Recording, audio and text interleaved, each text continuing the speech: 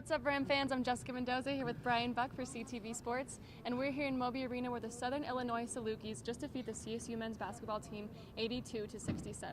So overall, Niko Medved was not happy with really anything that he saw his team do tonight, but there were three major problems that we heard him talk about and that we all saw.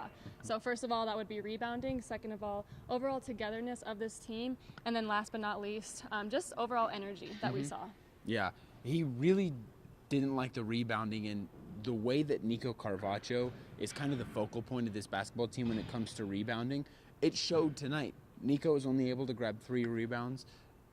Southern Illinois is really doing a good job of putting a lot of pressure on him, making him work through a couple different guys. And then CSU's guards weren't being tenacious inside. They weren't helping out Nico. They weren't grabbing loose balls very well. They just weren't doing a good job of being tied together when it comes to getting to the basketball. When it comes to rebounding, 34-17 was the margin tonight. And it wasn't like Southern Illinois was exceptionally talented on the glass. They are a bit bigger of a team inside. They do have some larger guys. They can go pretty deep at the 4 and 5 positions. But it really was CSU kind of shooting themselves in their own foot, just not being up to the challenge and going and get those rebounds.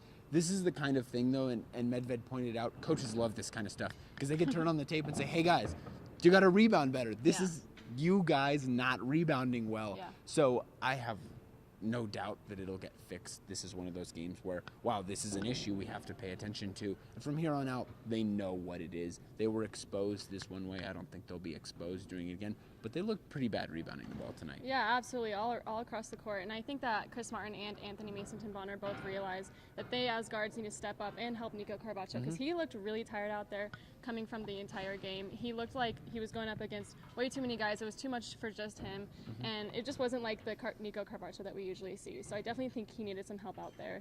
And I would agree with that for just getting this team moving on offense and defense. The energy of the game tonight, as we discussed, that was obviously an issue of the game. Everyone seemed a little down, especially once the Salukis started to take that bigger lead in the second half. So I definitely think that that's something that they're going to have to work on, and Medved touched on that as well. Yeah, when that energy fell, there's a saying, when the tough gets going, the going gets tough, the tough get going. A little tongue-tied there.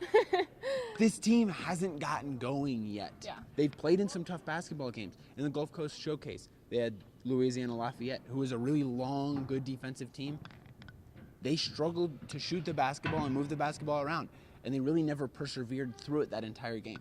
They played Florida Gulf Coast well, but they were in the lead the entire time. And then they come back and they play South Dakota State. They fall behind. They start missing threes. They start scrambling. And then here tonight, they couldn't keep up on offense. They weren't playing poor offense. The Rams shot 51% from the field and 43% from 3. It wasn't bad at all, but it wasn't enough to keep up, and the defense really didn't help them. And that tied together. You said it well. It almost looked like once one domino fell, once Nico got tired, the rest of the guys started giving up. Oh, Nico's tired. Oh, well, it's okay for me to be tired. And that group mentality, the going getting tough, the energy level, it all works together, especially when you're on defense. Chris Martin pointed it out. Niko Medved pointed it out. Good teams play good defense. You don't have a good team that doesn't play defense well. And this is a big red flag for the Rams, that if they want to be a good basketball team and not just win games that they're supposed to win and lose games they're supposed to lose, they're going to have to figure out how to play tougher, more energized defense together, a lot more together. Yeah, I couldn't agree more about that defensive piece. But on offense, I will say that Nico Carvacho only had 8 points tonight, definitely a low number for him. Mason-Tinbonner and Martin both ended the night with 15. But I did notice that they were shooting really well from behind the arc early on. Then they started missing 3 in a row, almost 4 in a row, and they just kept shooting from behind the arc. They kept shooting their threes. It almost seemed like they weren't figuring that they need to try something new. And I think that together as the team, that's what Nico's talking about when he says come together and work together. He said a couple weeks ago after their last home game, this team will give up a good ball for a better ball, and I don't think we saw that tonight. I think we saw this team taking some difficult shots and things that they shouldn't have been taking. That's true. When they get down, they start to struggle. They start to piece things together. We saw it a little bit in Florida last week, and we definitely saw it tonight here in Moby. They couldn't keep up. They were were desperate. They were almost grabbing at it. But we did mention Chris Martin. It's just his second game back, his first game here in Moby. He did play really well. He's going to be a big part of this team. He was on a 5-game suspension to start the season, but I think he's going to be a really talented player. And you start to see this roster coming together. And as much as we talk about the things that they didn't do well tonight, you also see the flashes of what they can do really well. They didn't turn the ball over a ton tonight, which was an issue last week. They shot the ball well. They have some really talented pieces. There were flashes of defense here and there, maybe a block here, a good defensive possession there where they bring the Salukis down to 30-second shot clock and they have to take a bad shot. We saw the flashes. We saw what this Ram basketball needs to become to be good, so we know it's there for sure. Absolutely. But the question is, can they do it for 40 minutes? Can they do it when they're losing by 10? Those are the big questions.